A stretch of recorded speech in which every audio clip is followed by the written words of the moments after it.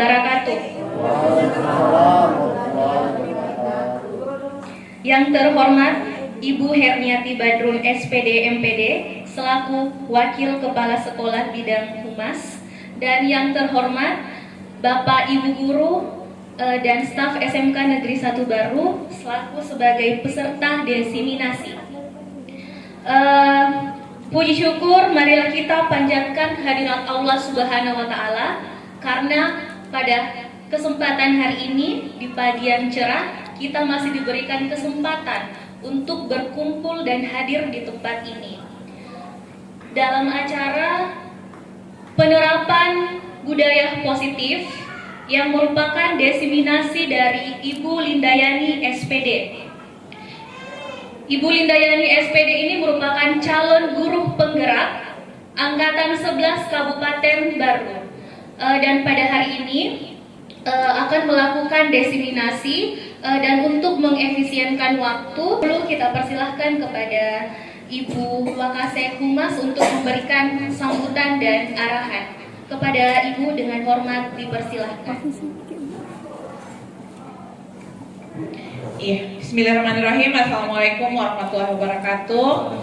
Yang terhormat Ketua Jurusan Administrasi Perkantoran, yang terhormat Bapak Ibu Guru peserta desiminasi, dan yang saya hormati dan kita banggakan bersama Ibu Lindayani SPD selaku calon guru penggerak Angkatan 11 Kabupaten Baru yang hari ini akan mendesiminasikan salah satu modul yang dipelajari di program pendidikan guru penggerak ini, yaitu penerapan budaya positif.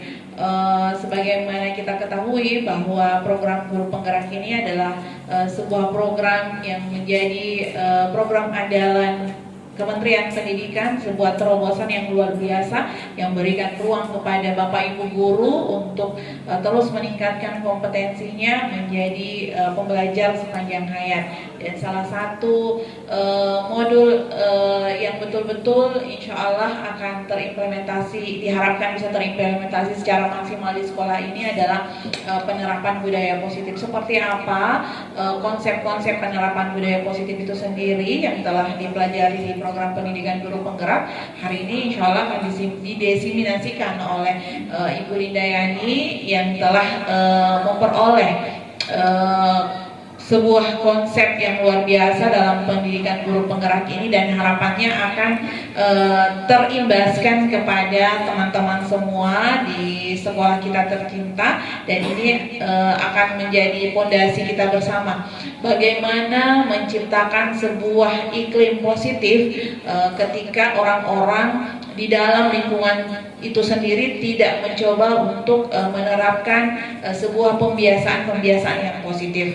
Jadi hal ini sangat luar biasa karena pada pembelajaran ini nantinya kita akan memperoleh banyak inspirasi, banyak praktik baik dari dan cerita-cerita inspiratif dari teman kita, sehingga akan menjadi acuan Bapak Ibu untuk terus bisa menerapkan pembiasaan-pembiasaan yang positif di sekolah kita.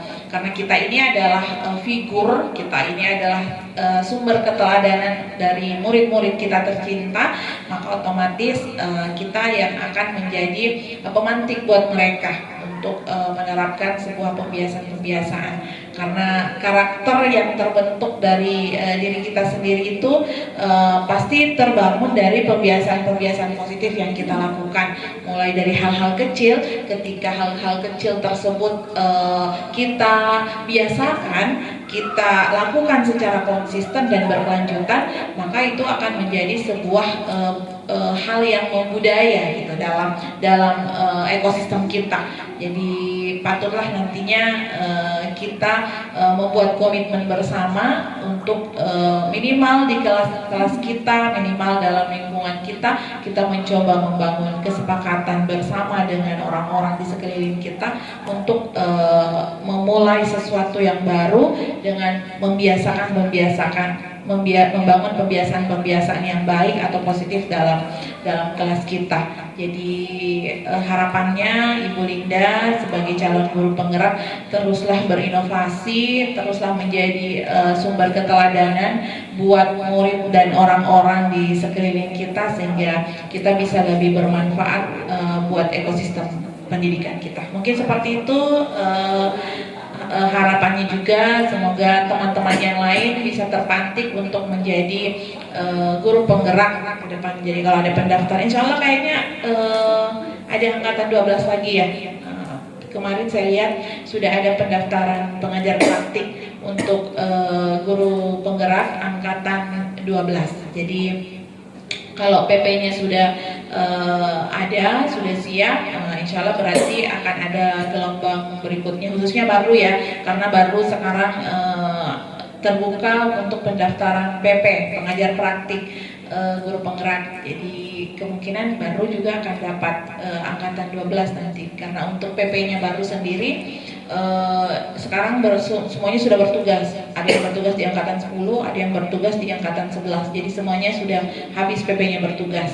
Jadi nanti kalau ada angkatan 12, mungkin yang menjadi PP itu guru penggerak yang angkatan 9 yang sudah selesai, itu yang akan menjadi PP untuk CGP, calon guru penggerak untuk angkatan 12. Jadi kalau ada terbuka pendaftaran, teman-teman maksimalkan untuk mendaftar ya, mengajak teman-teman yang lain, karena ini adalah sebuah program yang luar biasa, dan saya sendiri merasakan dampaknya itu dan Ibu Linda mungkin sudah mulai merasakan bagaimana menjadi seorang guru penggerak yang betul-betul dari proses pembelajarannya sendiri kita terpantik untuk terus meningkatkan kompetensi sebagai seorang guru yang akan memberikan layanan terbaik untuk murid-murid kita tercinta. Mungkin seperti itu. Mari kita dengarkan bersama nanti pemaparan dari Ibu Linda terkait dengan bagaimana teknis penerapan budaya positif dalam ekosistem pendidikan kita bersama.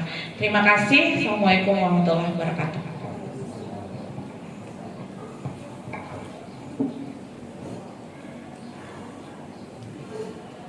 Itulah tadi arahan dan beberapa penguatan yang telah diberikan oleh Ibu Herniati Badrun. Terima kasih Bu atas penguatan dan pemantik yang diberikan kepada kita semua. Semoga kedepannya nanti ini merupakan langkah awal, langkah yang baik untuk kita memulai bersama untuk menciptakan budaya positif di sekolah kita. Dan ini adalah suatu hal yang sangat penting untuk kita untuk memulai meningkatkan kompetensi, khususnya untuk mencerdaskan anak-anak bangsa. Untuk mengefisienkan waktu, kita persilahkan kepada Ibu Lindayani untuk memberikan diseminasinya. Baik, terima kasih Ibu Moderator.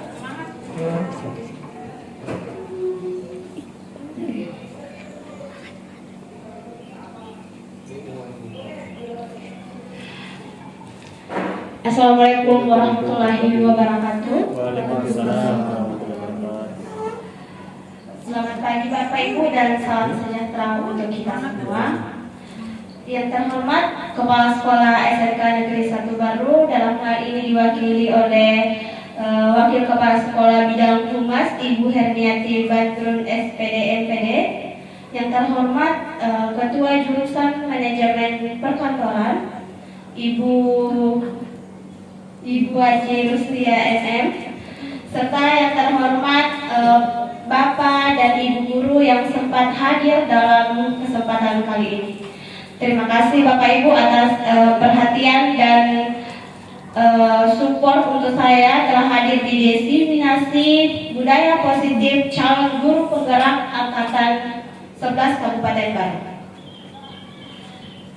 Pada kesempatan kali ini, sebelum saya memulai pemaparan tentang penerapan budaya positif di sekolah, saya berdiri di sini Bapak Ibu bukan berarti karena saya pintar ataupun lebih jago dari Bapak Ibu mengenai budaya positif di sekolah, tapi di sini saya sebagai perpanjang lidah dari Balai Besar Guru Penggerak untuk menyampaikan informasi tentang budaya positif, tentang penerapan budaya positif di sekolah. Sebelum saya memulai materi ini, ada sedikit fakta menarik tentang dunia pendidikan saat ini.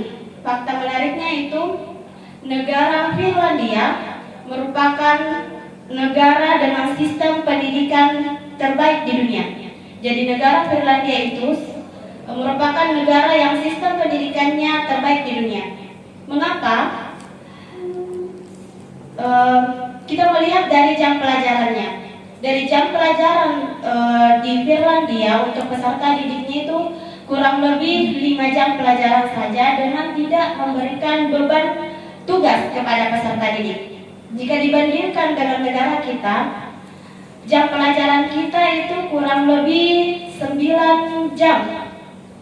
Belum lagi PR atau tugas yang diberikan kepada peserta didik. Nah, Bapak Ibu, berdasarkan hukum Newton 2, gaya berbanding lurus dengan percepatan, di mana saya mengartikan semakin banyak gaya kita, usaha kita, maka semakin maksimal juga hasilnya. Tapi ini tidak berlaku di Finlandia. Mereka hanya memberlakukan 5 jam pelajaran, tapi hasilnya begitu maksimal. Berbeda dengan kita yang jam pelajarannya kurang lebih 9 jam.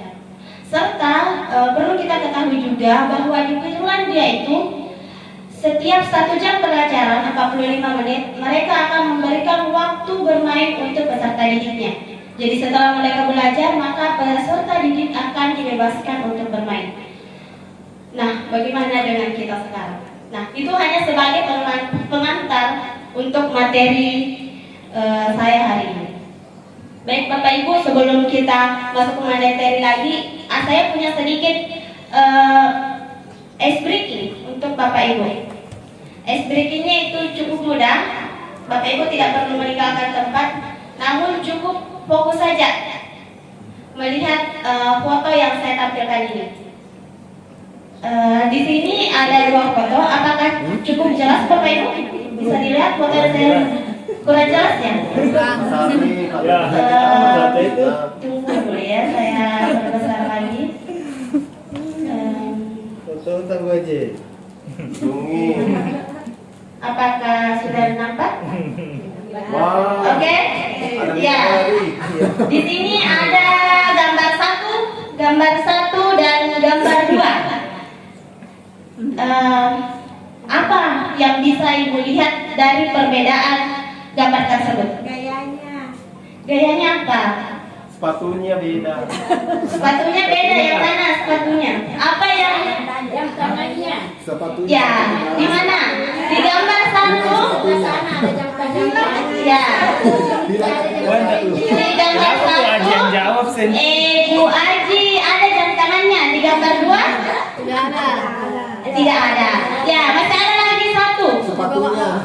Yang mana sepatunya?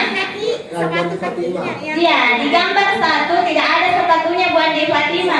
Di gambar 2 ada. Jadi ada 2 perbedaan di gambar ini. Oke, satu lagi gambar yang perlu kita cermati.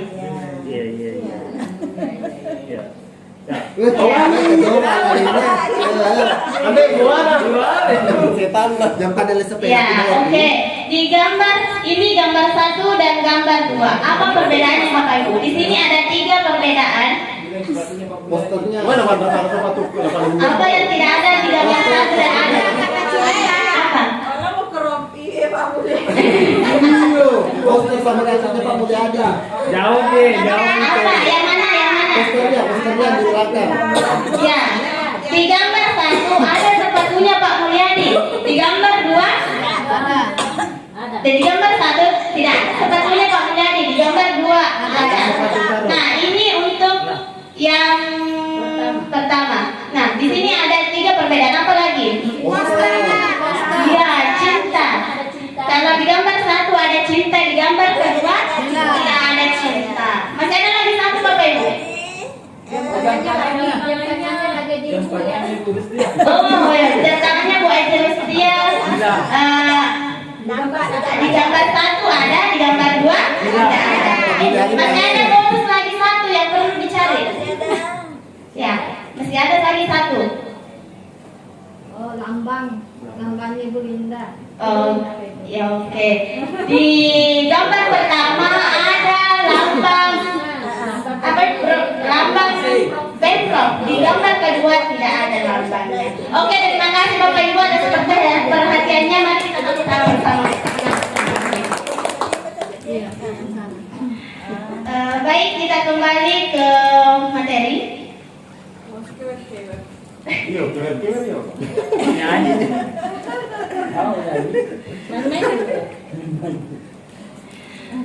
Kita masuk ke dalam penerapan budaya positif. Nah, definisi pendidikan. Jadi sekarang Bapak Ibu, pendidikan atau semua aktivitas pendidikan kita itu berkiblat kepada filosofi Ki Hajar Dewantara. Bapak kenal, apa Bapak Ibu kenal dengan foto ini? Foto Bapak pendidikan Ki Hajar Dewantara. Nah, definisi pendidikan menurut beliau adalah proses menuntun segala kodrat alam dan zaman yang ada pada anak agar meraih kebahagiaan setinggi-tingginya. Jadi Bapak Ibu, menurut Ki Hajar Dewantara, tujuan utama atau hal pokok dalam pendidikan itu kebahagiaan yang setinggi-tingginya. Nah, bagaimana kita memperoleh kebahagiaan setinggi-tingginya di dunia pendidikan, yaitu melakukan proses menuntun. Proses menuntun. Bapak Ibu pernah mendengar trilogi pendidikan? Ingal Sontolodo, Inmatio, Mangunkarso, Tut Wuri Handayani. Di depan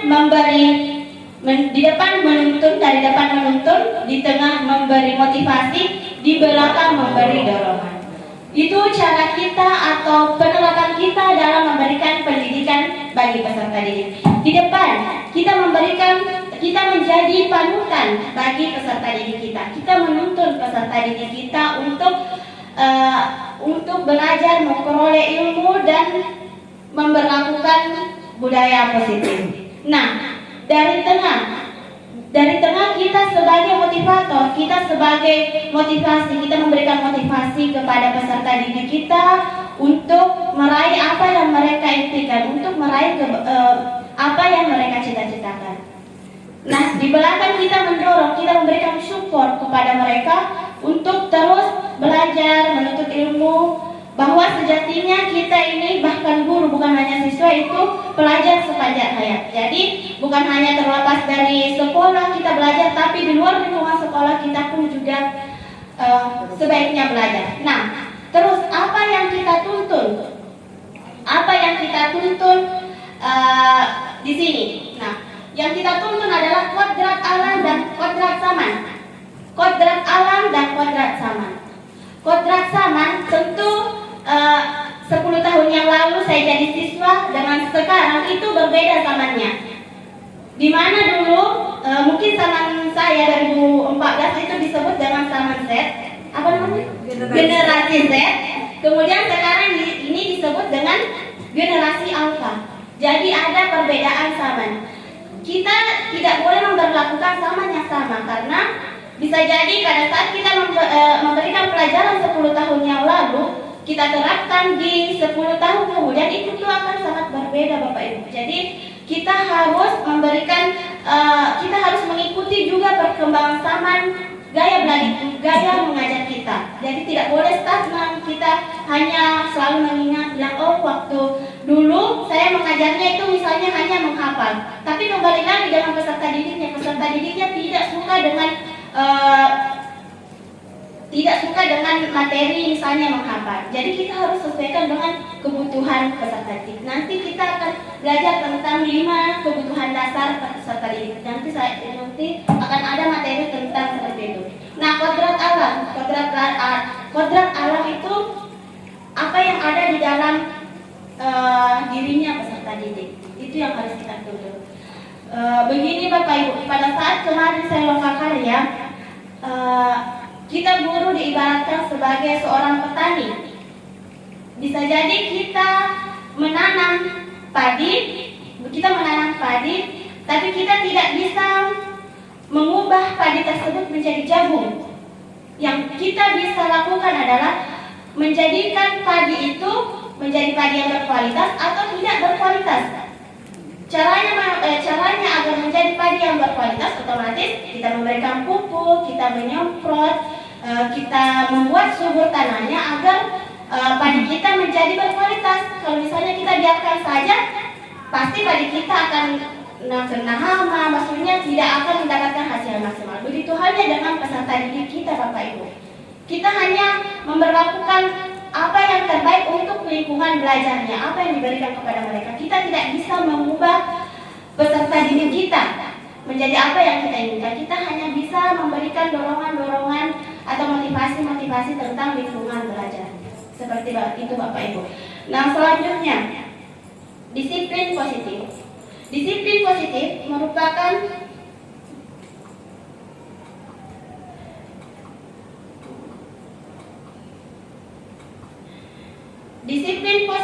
merupakan pendekatan positif dengan cara pengelolaan perilaku dalam mendidik siswa tanpa adanya kekerasan. Jadi Bapak Ibu, di pendidikan Merdeka Belajar kita sudah tidak dianjurkan untuk memberikan kekerasan pada peserta didik. Nanti akan ada materi tentang posisi kontrol. Jadi akan ada 5 posisi kontrol bagi peserta, bagi guru, dan kita tidak dianjurkan untuk memilih posisi kontrol penghukum. Meskipun nanti akan ada misalnya beberapa pertimbangan dan sebagainya. Selanjutnya, ya, agar tadi kita mampu menciptakan budaya positif. Pastikan kalau kita mengajar Bapak Ibu tidak selalu mulus perjalanan kita. Pasti kita mendapatkan peserta didik yang banyak tingkahnya. Artinya peserta didik yang unik, mulai dari anandanya malas belajar sampai misalnya suka bolos dan sebagainya. Pasti terkadang kita menemukan peserta didik yang seperti itu. Nah, bagaimana kita dapat memberikannya atau mendisiplinkan mereka? Nah, ada beberapa yang perlu kita rubah Bapak Ibu dalam pola pikir kita, yaitu perubahan paradigma. Jadi kita harus mengubah mindset kita terhadap peserta didik kita dalam menuntun mereka. Nah, sebagai contoh, di sini saya punya 2 amplop. Kita masuk di dalam sini, materi guru mengontrol murid. Jadi kita harus rubah itu, guru mengontrol murid. Kita tidak dapat mengontrol murid, hanya murid yang bisa mengontrol dirinya sendiri. Nah, sebagai contoh di sini saya punya 2 door prize. Ini untuk Pak Suyuti dan Pak Kuliadi. Di door prize ini, Bu Aji Rustia, kita membahas tentang guru mengontrol murid. Di sini Bu Aji minta tolong, silahkan Bu Aji membujuk Pak Suyuti atau Pak Mulyadi untuk mengambil amplopnya. Di dalam amplop ini ada 1 door prize tadi Pak Mulyadi atau Pak Suyuti, isinya 1 berhadiah, 1 song. Jadi kalau misalnya Ibu Aji makasih ke Pak Mulyadi, berarti kita ambil hadiahnya. Kalau hadiah, kalau misalnya makasih ke Pak Suyuti, minta cuma 1 yang bisa kita minta di sini. Kalau mau kita kasih. Jadi silakan Bu Aji, bagaimana cara tak meminta amplopnya? Kalau minta kedua-duanya? Tidak bisa Bu Aji, satu saja kita minta. Anunya ada Pak Suyuti atau anunya ada Pak Mulyadi? Yang dilem ini. Ayo dilem itu. Ayo pilih saya. Dilem kayak itu. Berarti kalau nak ambil nih, kalau misalnya tidak bisa dipertahankan di Pak Mul, berarti ambil. Kalau hadiah isinya berarti ambil Bu Aji, berarti dia kata wata. Jadi kalau kita pertahankan ini berarti tapi kalau song isinya itu kata itu berarti anunya Pak Suyuti, berarti ada di Pak Suyuti. Jadi memetik baku-baku minta. Bagaimana caranya mempertahankan? Ya. Bagaimana caranya Bagaimana cara tak Saya dulu. Ini Bu Haji, kalau kita ambil sini ada bom ini yang akan mengakibatkan kurang. Apapun isinya saya terima. Yang mana mau tampil di sini Bu Haji? Yang mana mau tampil? Namanya Pak Suyuti atau namanya Pak Mulyadi? Karena kenapa saya bilang ada bom waktunya ini terlalu apa ya, cara packingannya anak kita. Yang mana mau tampil Bu Haji? Namanya Pak Suyuti atau namanya Pak Mulyadi? Ada hadiahnya, ada door prize-nya, salah satunya di situ. Ini sudah kusut. Tapi kalau mau kita kasih Pak Mulyadi atau Pak Suyuti, Tidak dilem itu dia. Dilem Dilem juga. juga. Dilem. Tertutup juga itu kan? Tidak dilem. Tahu kan? Yang mana versi tadi? Yang Pak Suyuti. Yang mana? Mancing, terpancing ya. Kasih manunya Pak Suyuti. mau jadi kasih Pak Suyuti. Tapi kalau hadiah nggak dapat gitu. Kasih manunya. Dengan Gimana nih? Tidak silakan bisa dikasih.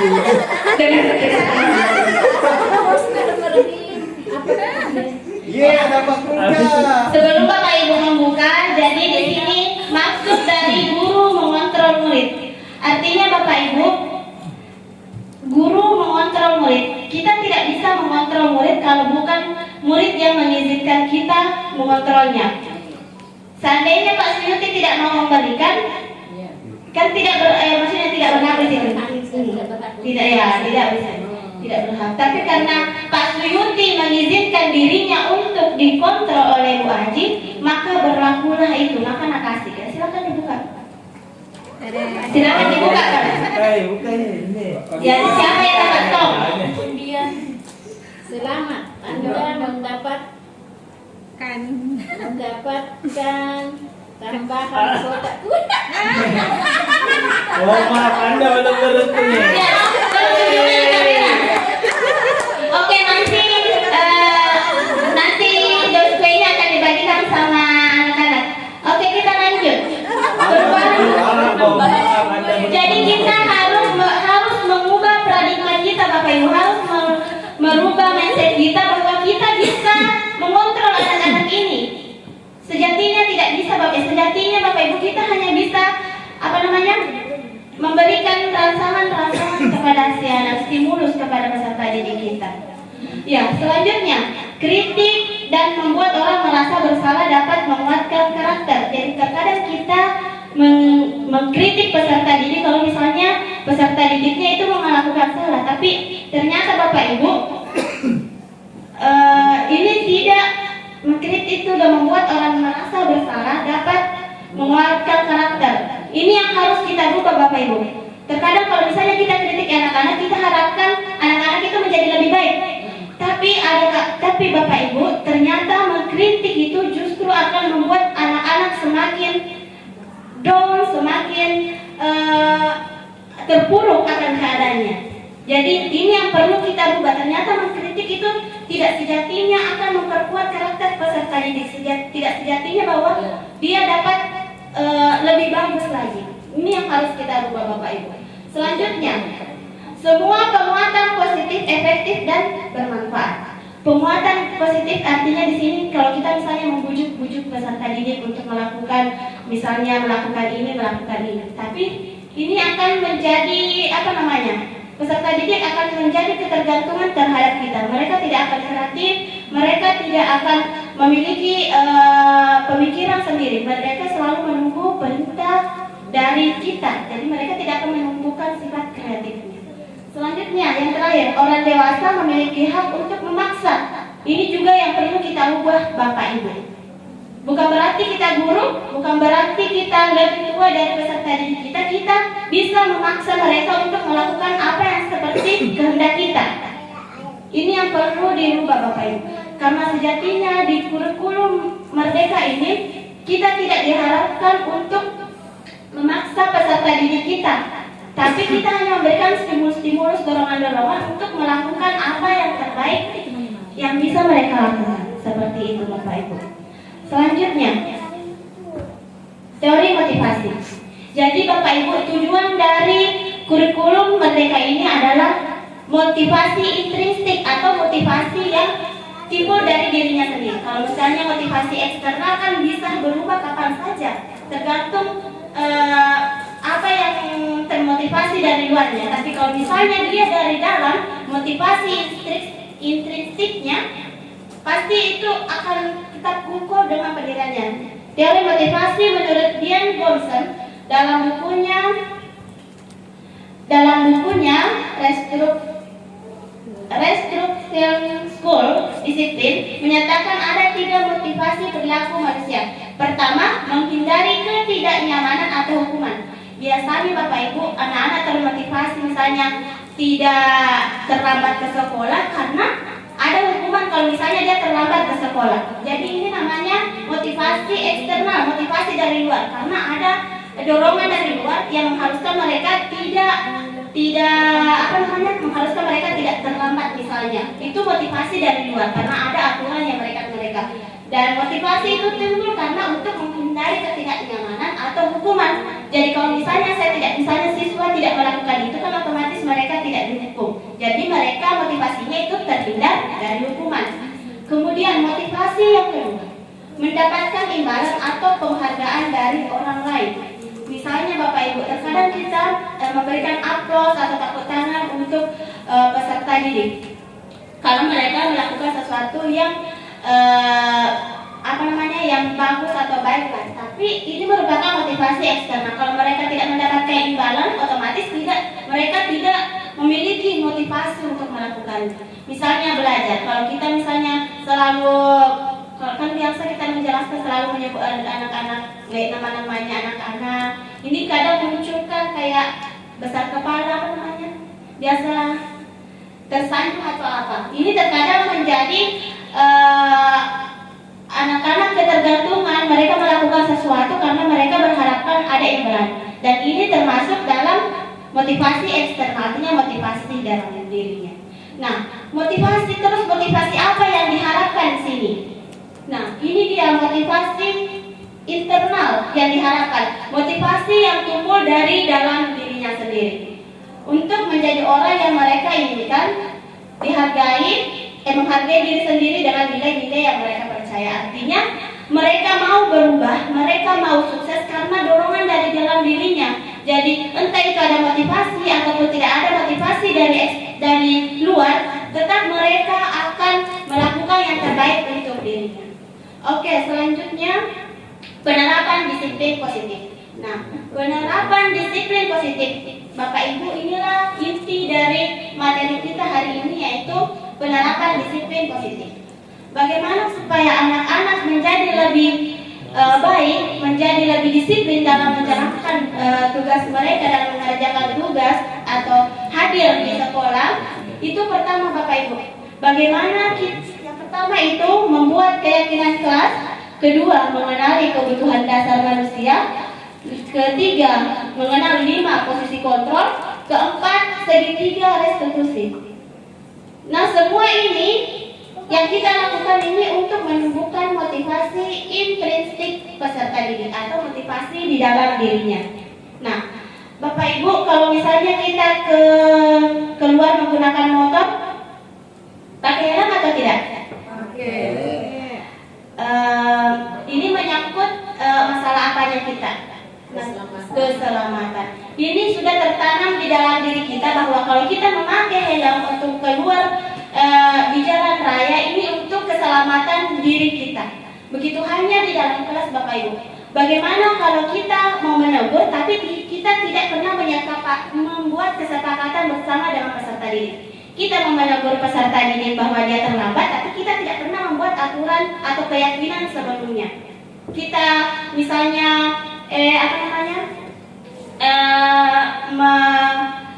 menyuruh mengumpulkan tugas, maksudnya ganti mengumpulkan tugas, tapi kita tidak pernah membuat kesepakatan keyakinan kelas sebelumnya. Jadi ini yang perlu, langkah pertama yang kita perlu lakukan untuk menerapkan disiplin positif ini adalah menerapkan atau membuat keyakinan kelas di dalam kelas yang kita ajar. Misalnya saling menghormati atau menjaga ketertiban, menjaga disiplin. Jadi kalau misalnya kita sudah ada aturan, jadi kita punya landasan.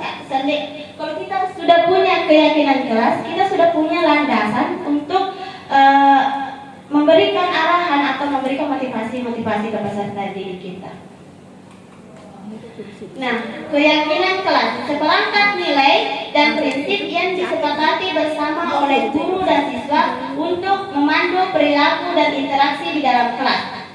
Jadi keyakinan kelas ini beda sama peraturan ibu bapak. Keyakinan kelas itu kita meramu bersama dengan peserta didik apa yang boleh dilakukan, apa yang tidak bisa dilakukan, apa batasan kita, apa batasan peserta didik. Jadi kita meramunya bersama Bapak Ibu. Sedangkan peraturan kelas, aturan itu dibuat hanya sepihak oleh guru. Jadi tidak ada partisipasinya peserta didik dalam membuat peraturan ini. Kalau keyakinan kelas ada partisipasinya. Otomatis kalau kita yang membuat, pasti akan ada rasa-rasa segan atau apa jika melanggarnya, karena kita yang buat bersama.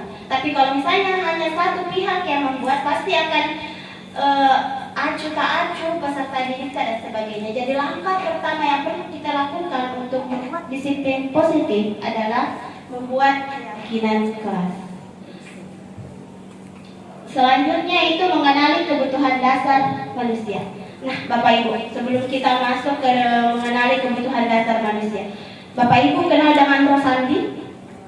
Ya, Rosandi anak walinya nih sekarang Pak Suyuti. Dulu ya, dulu itu anak walinya Pak Hamka. Nah, untuk mengenali kebutuhan dasar manusia supaya kita bisa mendisiplinkan anak-anak, kita harus tahu dulu apa kebutuhannya. Jangan sampai kita suruh anak-anak seperti ini tapi kita tidak memenuhi kebutuhan si anak. Nah, Rosandi, kita tahu Rosandi itu anak yang unik ya, anak yang unik. Tapi setelah kita tahu kebutuhan dasarnya, setelah kita tahu bahwa oh si Rosandi ini suka menjual bukang, suka menjual kepiting. Semenjak dia berinteraksi dengan kita, misalnya menjual kepitingnya, kita tahu bahwa dia tertarik dengan hal seperti itu, Rosandi sudah mulai aktif. Bapak Ibu bisa melihat kemarin pada saat upacara, Rosandi sudah berada di baris paling depan, menggunakan pakaian yang rapi, menggunakan topi dasi, tapi tetap nalilik lima wajuna. Mungkin itu sudah jadi ciri khasnya, sudah jadi ciri khas Rosandi. Tapi kita tahu kemarin ada kebutuhannya Rosandi yang tidak terpenuhi, ada kebutuhannya yang tidak terpenuhi sehingga dia tidak care terhadap kita, terhadap apa yang kita berikan sebagai guru. Setelah dia menjual kepiting, nak kasih Ibu Aji kepitingnya, jadi dia mulai kayak apa dia ada interaksinya, merasa diperhatikan. Seandainya kayak kucing nih, maka cucu nih. Jadi kayak dia sudah mulai membaik. Tapi ada sih kasusnya. Bagaimana ini cara penanganannya? Tadi kan itu Rosandi sudah mulai tumbuh rasa percaya dirinya, dia sudah mulai mau berinteraksi dengan kita, sudah mulai mau masuk di musala tanpa didorong-dorong. Tetapi pada hari Kamis yang lalu terlambat sih tamat musala karena makan dulu, karena lapar sekali katanya Bu, tidak makan Kak di rumahku. Ini untuk lalas itu kepala sekolah. Jadi iya sih senang Bu, termasuk iya sih senang. Nak Bu apa terlambat karena setamat musala padahal lelok nak setamat. Bagaimana caranya itu supaya akhirnya tadi berbuat lagi karena merasa gagal kan itu Maksudnya sudah baik tapi sudah kembali ke posisi kembali tantangannya, termasuk misalnya tidak ada lagi kurang kepercayaan dari guru, tak kala dia ini dipercaya gue, kemudian pengaruh temannya itu halangannya semua untuk lebih baik. Jadi dia sudah mulai membaik, tetapi banyak yang merintangi, termasuk pengaruh dari temannya itu rintangan itu. Kalau rintangan melek, tapi dia rasik si luar masuk ke sana. Nah, bagaimana caranya supaya bisa nih baik kasihan? baik seterusnya. Tadi katanya di depan sempat lagi ada guru mengatakan pesubawan nih. Tadi kita dengar lagi itu tadi persebawan di pada bahan itu teman-teman. Tapi ada guru yang mengatakan bahwa aja yo kata parewo pada amat atau kubulana. Lo salah itu. Jadi bagaimana kesan itu? Karena sudah murni baik. Iya. Itu menjadi kekhawatiran kita bersama di Jurusan Manajemen Perkantoran karena sudah ada anak-anak yang menuju sedang berproses untuk lebih baik, tapi terlalu banyak rintangan. Nah, di sini Bapak Ibu kita masih ada di materi kebutuhan dasar manusia. Kita baru mengenali kebutuhannya peserta didik untuk kita penuhi kebutuhannya. Nah, nanti akan ada materi tentang 5 posisi kontrol. Jadi posisi kontrol ini bagaimana kita menindaklanjuti, bagaimana kita menghadapi masalah dari peserta didik kita. Jadi sebelum saya lanjut dan sebelum saya pending dulu untuk menjawab pertanyaannya Bu Aji, kita kembali ke mengenali kebutuhan dasar manusia. Jadi nanti kita harus menyelesaikan posisi kontrol kita sebagai guru kepada peserta didik kita. Nanti kita mengenali posisi kontrol apa yang tepat untuk si Rosandi ini. Nah, kita lanjut di mengenali kebutuhan dasar. Saya percepat saja. Selanjutnya kebutuhan dasar untuk bertahan hidup. Tadi kan kebutuhan dasar ini seperti sandang, pangan, papan atau kebutuhan untuk bertahan hidup, misalnya makan. Tadi Rosandi kan didapat kasusnya dia lapar dulu, dia mau makan, baru kemudian masuk ke ruangan. Seharusnya ini kita yang perhatikan dulu karena si anak-anak lapar, tapi kita salah dalam memposisikan diri kita dalam menangani masalah Rosandi. Kemudian rasa kasih sayang, rasa diterima. Mungkin sebelumnya saya ambil saja contoh Rosandi ya. Mungkin Bapak Ibu di luar jurusan perkantoran itu kurang mengenal Rosandi. Kalau di perkantoran itu Rosandi hampir mirip karakternya dengan Agus, kakaknya Agus. Dia beda-beda jauh, tapi menurut info yang saya dapat, Agus itu sudah mulai membaik. Dari kelas 1, kelas 2 hingga kelas 3 dia sudah mulai baik. Bagaimana? Kalau kita ya yang memperhatikan Agus di jurusan kelas 10, 11, 12 sama Rosandi. Tapi ternyata memang background keluarganya memang mempengaruhi karena memang dia di keluarganya dibilang kurang perhatian banget. Dan memang cara kehidupan sehari-harinya memang kayak dia kalau misalkan baku tegur sapa sama kakaknya,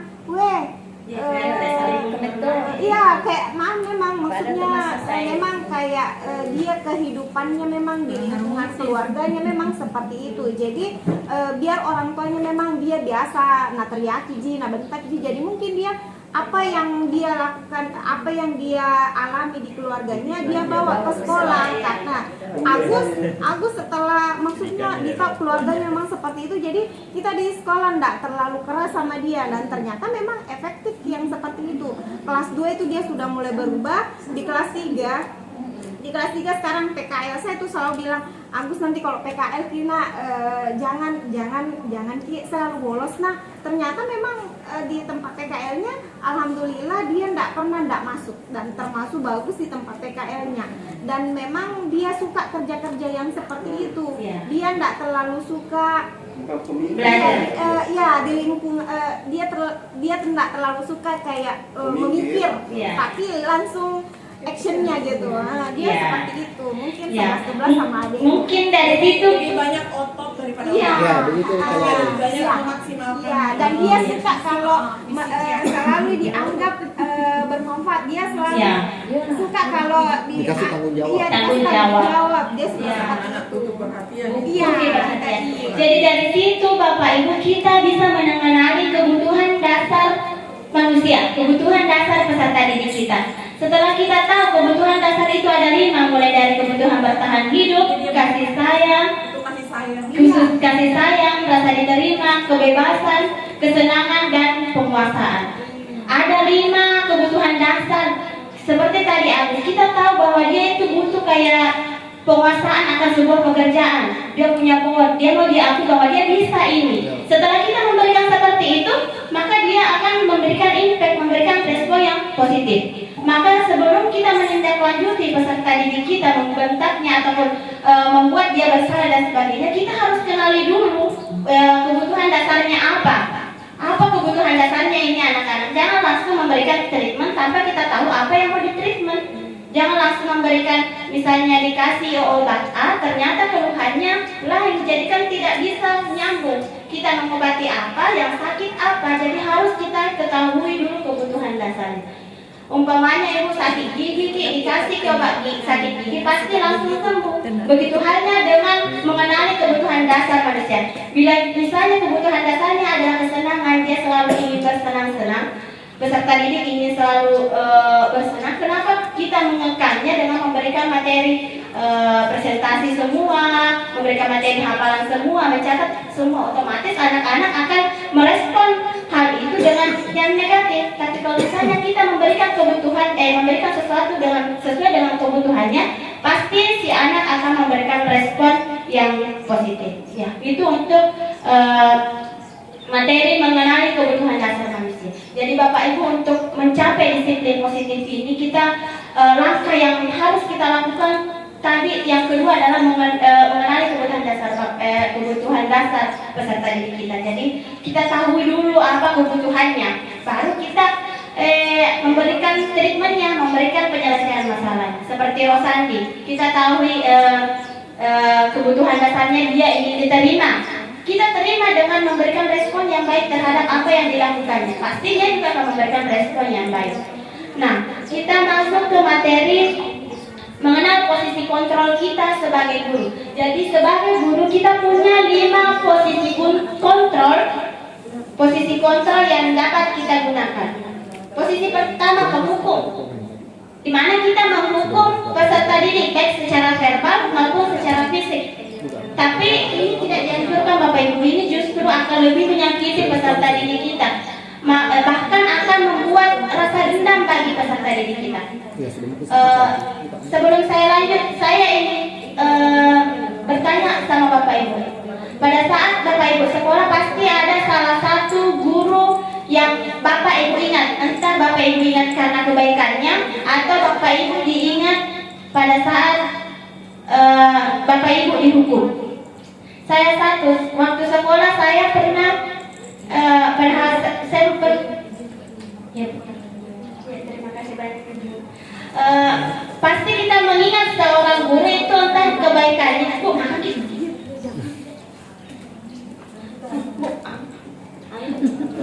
kasih dulu kotak. Ya, pasti kita mengingat seorang guru itu karena kebaikannya atau karena hukumannya. Salah satu guru yang paling saya ingat yang pernah memukul kepala saya di mata pelajaran matematika adalah Pak Bahar. Saya sempat dipukul kepalanya karena saya balik mengajarkan teman saya tentang matematika.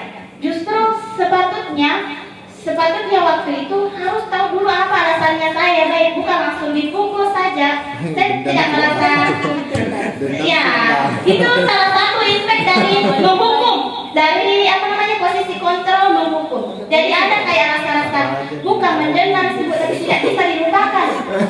Ya, seperti itu karena saya balik mengajarkan teman, tapi saya kena dendamnya. Jadi bukan dendam, tapi cuma susah dilupakan. Ya, seperti itu. Kalau misalnya posisi menghukum. Ya.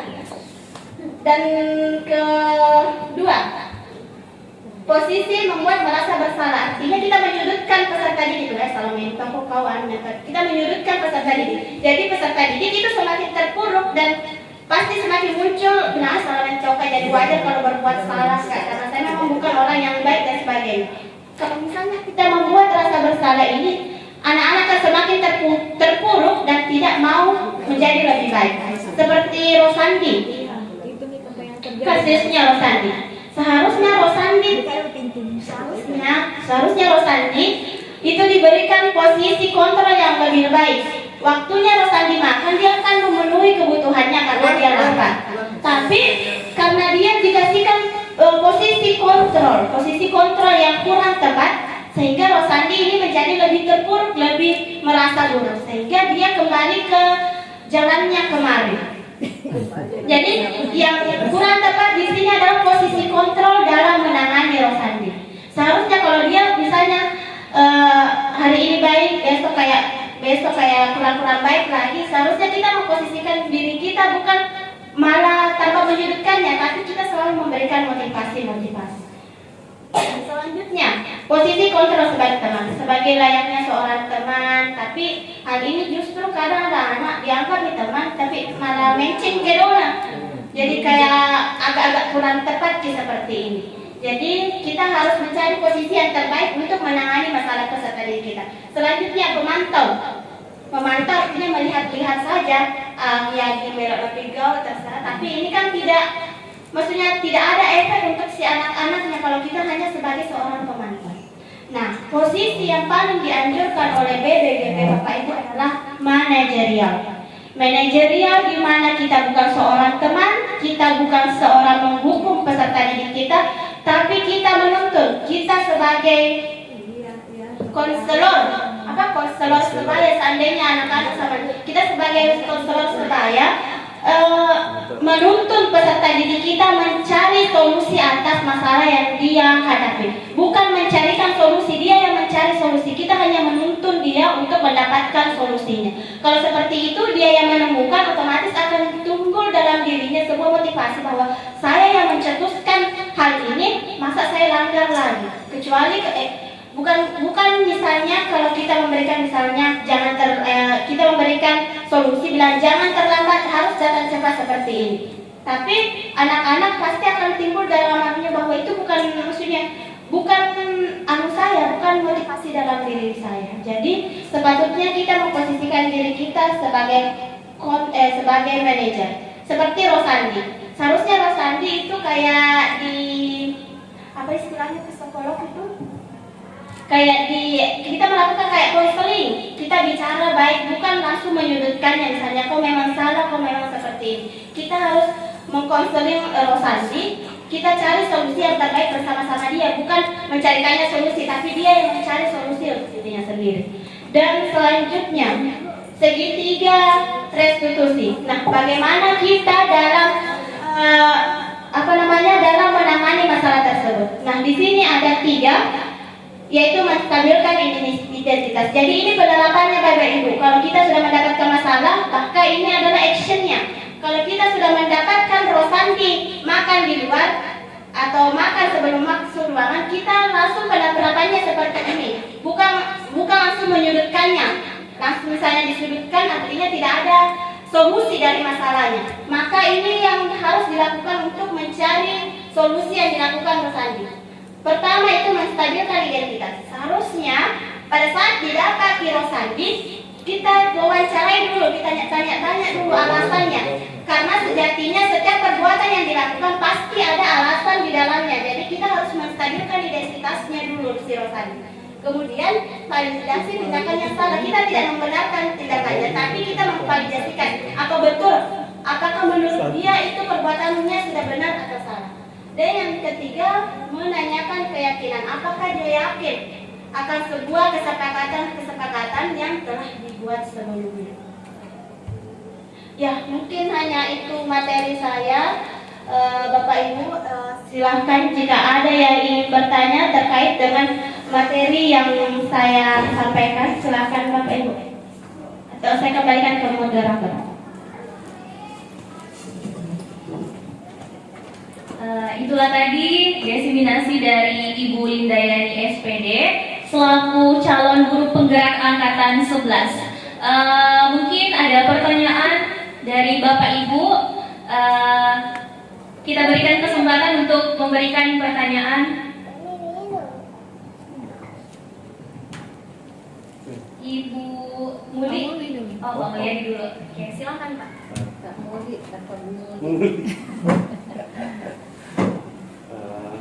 Baik, terima kasih atas kesempatan yang diberikan. Yang ingin saya tanyakan itu terkait tadi dengan restitusi. Segitiga restitusi. Di sini kan ada 3 ya, ada menstabilkan, validasi, dan menanyakan keyakinan. Nah, pertanyaan saya begini, apakah dalam menerapkan ini ketiganya harus berurutan, apakah menstabilkan dulu atau memvalidasi, ataukah bisa secara acak? Nah, Mungkin itu pertanyaan saya. Terima kasih. Itu tadi pertanyaan Pak Mulyadi. Saya ulang kembali, apakah penerapan dari segitiga restitusi harus berurut atau bisa secara acak?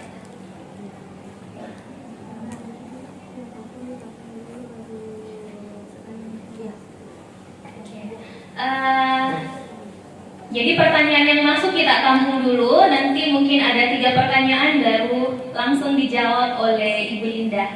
Jadi kita beralih ke pertanyaan selanjutnya. Silakan Ibu Mulyati atau Ibu yang menangkap duluan.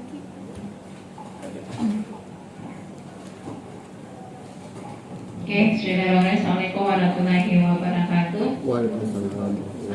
Jadi terkait dengan materi budaya positif ini, di sini saya mau menanyakan bahwa untuk kembali ke teori motivasi, ada 3 hal tadi yang perlu dihindari, yaitu menghindari hukuman, kemudian mendapatkan imbalan. Nah, hal-hal apa yang perlu ditanamkan pada diri siswa agar tercapai tujuan pembelajaran? Kembali ke kasus peserta didik kita, yaitu Rosandi. Iya, Rosandi di sini kan kita mungkin oke lah kita belajar untuk memahami kondisinya dia baik internal maupun eksternal. Nah, saya dari sisi pembelajaran di dalam kelas, bagaimana kiat-kiat kita agar ini anak bukan hanya dari sisi akhlak atau karakternya yang berubah, tetapi dari sisi kemampuan dia dalam berpikir kritis. Mungkin hal itu yang perlu saya ketahui sebagai guru matematika, dan ini sebagai salah satu contoh untuk kasus siswa kita, dan saya yakin bahwa banyak siswa seperti ini di kelas-kelas yang lain. Selain itu, bagaimana untuk mengembangkan kemampuan dia secara menyeluruh, bukan hanya perbaikan dalam proses karakter. Seperti itu mungkin untuk sementara. Assalamualaikum warahmatullahi wabarakatuh.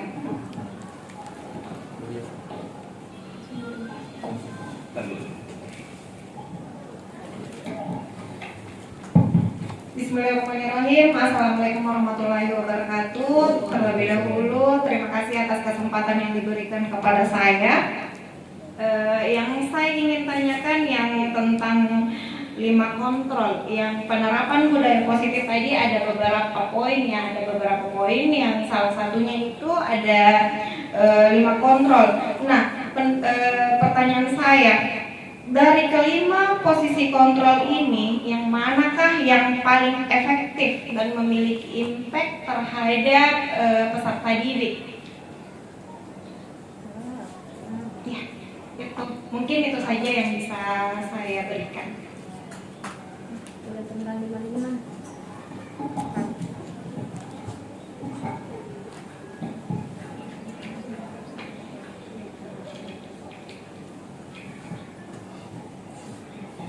Jadi sudah ada 3 pertanyaan yang masuk. Saya ulangi kembali pertanyaannya. Tadi dari Pak Mulyadi, dari segi 3 restitusi, apakah penerapannya itu bisa secara acak atau harus berurut? Terus pertanyaan kedua dari Ibu Mulyati Husain, hal apa yang perlu ditanamkan agar tercapai tujuan pembelajaran, dan bagaimana mengubah kemampuan berpikir kritis? Tadi yang jadi sampelnya adalah Rosandi. Jadi apa yang bisa kita terapkan supaya secara menyeluruh bisa berproses perubahannya? Terus pertanyaan ketiga dari Ibu Ria Hamrina, ada 5 poin kontrol. Dari kelima poin kontrol tersebut, mana yang paling impact atau yang paling utama untuk diterapkan terlebih dahulu? Itulah tadi 3 pertanyaan yang telah dilontarkan. Saya berikan kesempatan kepada Ibu Lindayani untuk memberikan jawabannya. Baik, terima kasih untuk pertanyaannya Bapak Ibu. Ini mungkin di luar dari ekspektasi saya mengenai pertanyaan Bapak Ibu, karena telah memberikan respon yang sangat positif terhadap presentasi saya. Nah, di sini timbul pertanyaan yang Muli, kan tadi kita hanya membahas soal teori dan teori. Tapi Bu Muli langsung menanyakan tentang actionnya di kelas. Apa solusi, langkah solutif yang dapat kita lakukan untuk mengatasi Rosandi. Ini berdasarkan penerapan yang pernah saya lakukan di kelas Bapak Ibu terkait dengan Rosandi. Jadi bagaimana apa yang kita tanamkan kepada peserta didik khususnya Rosandi untuk menggali kemampuan berpikir kritisnya. Ya, saya sedikit sharing tentang pengalaman saya Bapak Ibu. Jadi yang pernah saya terapkan di kelas yang berkaitan dengan hal ini di Rosandi yaitu pertama, saya kenali kebutuhannya. Apa kebutuhannya Rosandi? Pada saat itu dia baru-baru menjual kepiting. Dan sangat sinkron dengan materi saya hari itu adalah tentang pembelajaran nota. Jadi saya mencoba menggali kebutuhannya Rosandi saat itu. Saya memberikan tugas kepada Rosandi buat nota tentang penjualan kepitingnya. Dan saya sangat speechless Bapak Ibu dengan hasilnya. Untuk pertama kalinya Rosandi mampu mendeskripsikan, mampu menjelaskan sesuatu tanpa bantuan temannya. Dia mampu menjelaskan sekian harganya penjualanku Ibu. Di kolom nota ada nomor satuan keterangan dan jumlahnya, totalnya. Dia secara runut Bapak Ibu mampu menjelaskan semua itu. Menjelaskan semua itu mengenai hasil penjualan kepitingnya. Tapi sebelum saya praktekkan ini, saya hanya biasa memberikan nota untuk penjualan alat tulis, penjualan ATK dan sebagainya. Tapi dia datang menjumlahnya Bapak Ibu, kasih ketat-ketat olokna saja. Di situ dia tidak sampai di pikirannya. Tapi setelah saya mengatakan bahwa dia ini tertarik akan kepiting, penjualan kepiting, dia buatkan nota, dia jelaskan Bapak Ibu, dia jelaskan. Saya juga hampir kaget kenapa dia bisa menjelaskan ini. Bahkan saya cuma kasih santai, bilang begini nak, kasih begini natanya. Dia hanya tapi dia mampu berpikir kritis. Artinya Bapak Ibu, kita kenali kebutuhannya, kita berikan apa yang dibutuhkan, timbulkan rasa senang di dia. Jangan dikekang, karena biasanya kalau misalnya anak seperti itu kita kekang, dia akan memberikan dampak yang yang negatif. Tapi kalau kita memberikan hal-hal yang positif sebagainya, dia akan juga memberikan impact yang seperti itu Bapak Ibu. Intinya dia hanya butuh dimengerti dan diberikan apa yang dia seperti itu. Itu cukup sebagai pengalaman pribadi saya pada saat penerapan di kelas ini tentang restitusi, posisi kontrol, dan kebutuhan peserta didik. Nah, selanjutnya pertanyaan dari Ibu. Itu tadi pertanyaan dari Ibu Mulia. Selanjutnya ke Ibu Ria mengenai terdapat 5 posisi kontrol guru. Nah, sebenarnya Bapak Ibu, ada posisi kontrol yang mungkin kita sangat senangi bersama karena kita merasa dekat dengan peserta didik, yaitu posisi teman. Kita memposisikan teman. Mungkin rata-rata kita menerapkan seperti ini, kita sebagai temannya anak-anak, agar kita bisa dengan mudah menggali informasi terkait masalahnya. Tapi ini akan membuat ketergantungan untuk peserta didik kita. Nah, yang paling efektif kita terapkan di sini adalah posisi manajer. Kita menuntun. Kita juga bisa memasukkan di situ sebagai posisi teman. Kita menuntun sebagai teman, kemudian kita menanyakan apa alasan dia melakukan sesuatu hal tersebut, masalah itu, kemudian kita bersama-sama berdiskusi untuk mencari solusi atas masalahnya. Mungkin itu jawaban untuk pertanyaan Bu Ria. Selanjutnya pertanyaan dari Pak Mulyadi mengenai segitiga restitusi. Saya ingin bertanya Bapak Ibu, di ini segitiga apa ya? Segitiga siku-siku kah? Ya Ibu Muli? Sama kaki. Apa? Sama kaki, artinya apakah dasarnya sama dengan pinggirnya Bapak Ibu? Apakah panjangnya ini sama dengan panjangnya ini? Beda. Yang sama ini dan ini ya? Ya. Namanya segitiga restitusi. Yang paling dasar yang kita lakukan adalah menstabilkan identitas.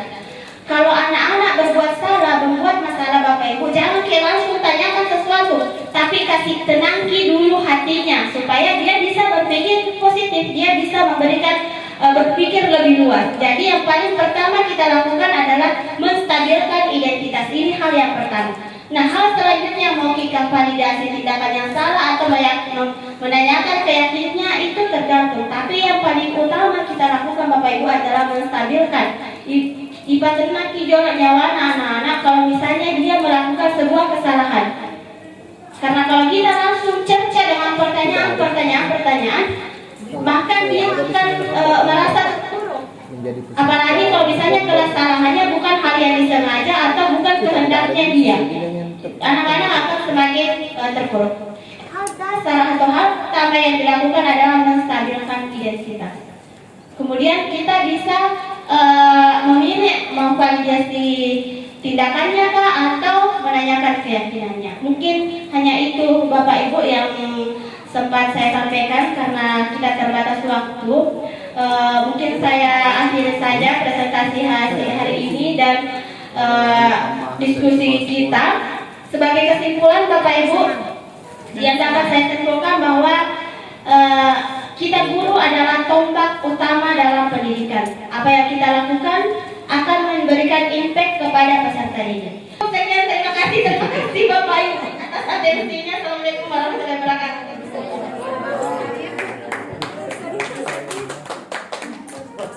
Budaya positif dan jujur mungkin kita yang berada di ruangan ini terbawa suasana baper mendengarkan cerita dan kisah perjalanan Ibu Linda sampai saat ini. Mungkin saya sedikit menambahkan juga tadi yang telah didiseminasikan oleh Bu Linda adalah hal-hal yang betul-betul positif dan perlu untuk kita terapkan untuk meningkatkan mutu pendidikan di sekolah kita. Jadi sebenarnya sebagai pendidik kita harus berusaha untuk mengikuti perkembangan zaman. Kita harus berusaha untuk mengenali jati diri peserta didik sebelum memberikan tindakan. Jadi memang sangat perlu memberikan perhatian, kasih sayang kepada peserta didik, utamanya mungkin peserta didik yang memiliki banyak masalah.